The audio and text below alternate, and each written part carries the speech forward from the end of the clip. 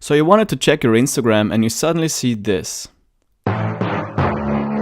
Okay, I have to admit, the first time I saw this message I freaked out too a little bit. But there's actually no need to panic, as there's an easy way to get your account back. It also doesn't matter if you actually did violate Instagram's terms of service or not. Just follow these steps and you'll eventually recover your account.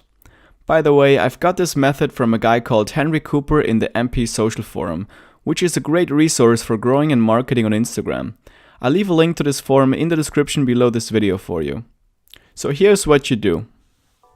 Step 1. Click on the first link in the description. It will take you to the official Instagram Help Center website. Step 2. Fill out the form. Always select no when asked if your account is a business account.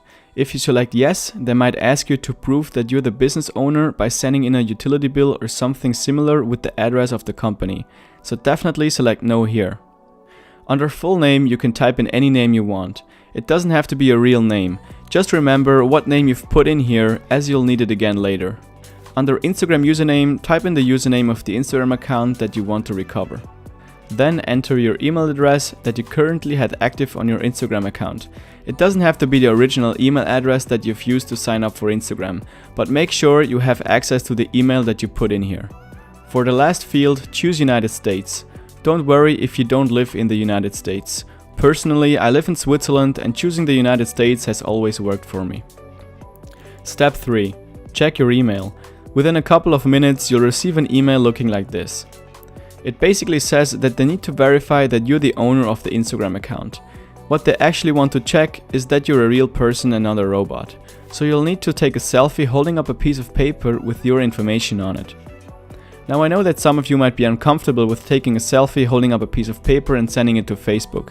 Personally, I don't care, so I just take a picture of my own face and send it in.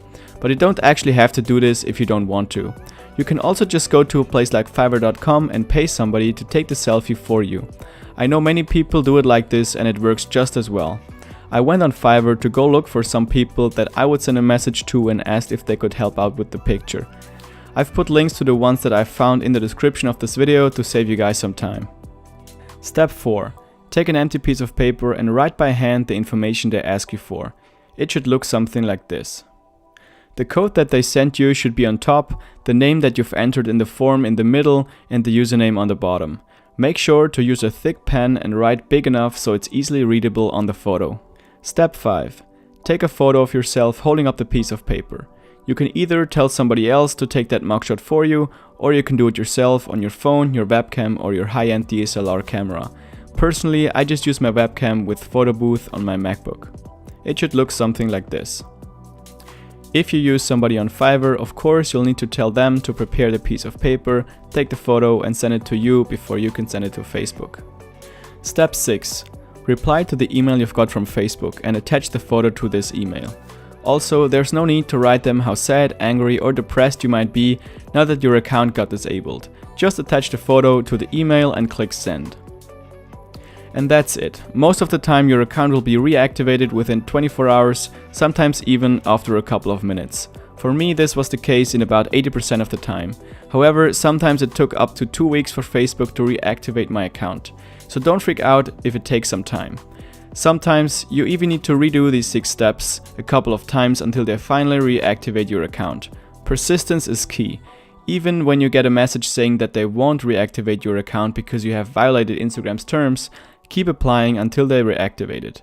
I've read that for some people it took months until they got their account back. So if your account is really important to you, don't give up. Reapply every other day or so. Sometimes they say that they haven't received a good enough picture, in which case you need to take another one and reply with that new picture to the same email that you replied to the first time.